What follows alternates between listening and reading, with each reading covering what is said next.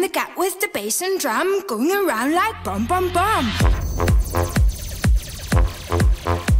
Dit is Rianne Brouwer en zij draagt een damesoverall. En die heb ik zelf ontworpen. Het is een roze hier, zoals je hem zelf weer kent, Shen. What's grooving? I'm moving. I like your style of romping. Ik heb om deze reden eigenlijk een damesoverall ontworpen. Want mus maar Shen, dit ken eigenlijk echt net meer. I'm so cool and I'm so groovy. When I go bum bum bum.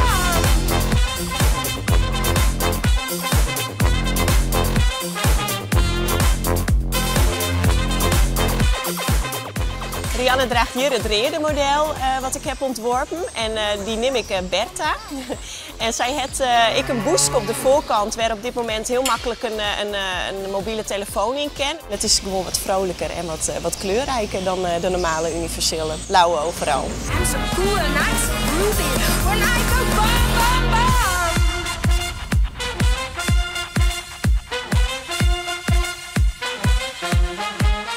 Toen ik voor het eerst hier op de boerderij kwam, toen hield ik zoiets van ja, er kan gewoon wat meer kleur en er kan gewoon volle meer vrouwelijkheid in de burgerij komen.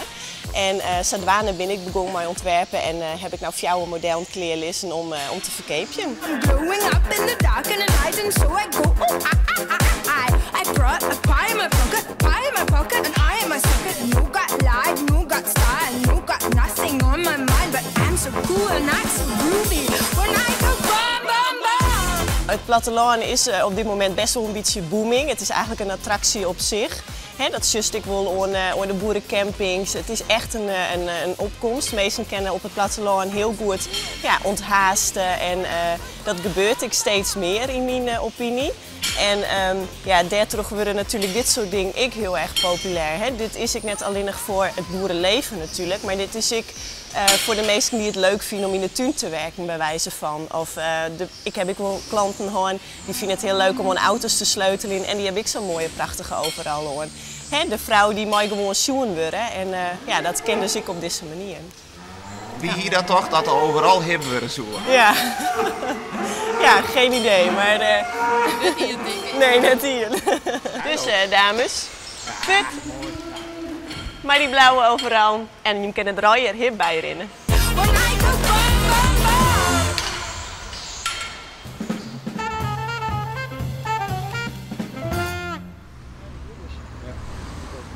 Goeie.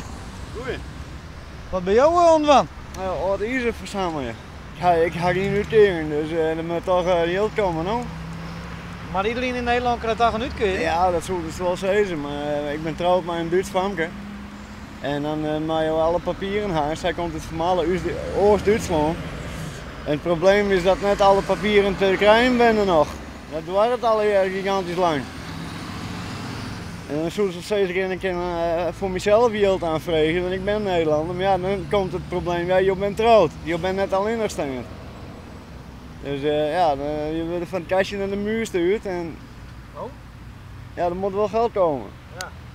We zijn bijna elke dag maar op pad om in ieder geval te kunnen eten. Och. En de vrouw ik?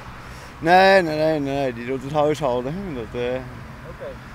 Tegenwoordig met 2 kinderen ook meer dan genoeg.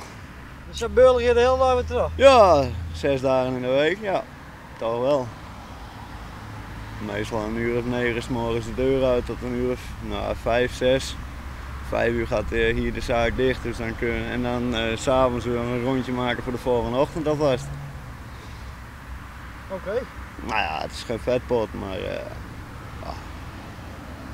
toch als je een beetje je best doet, kun je er echt wel dagelijks een 30, 40 euro bij elkaar vinden. Dus dit is nou eigenlijk jouw carrière?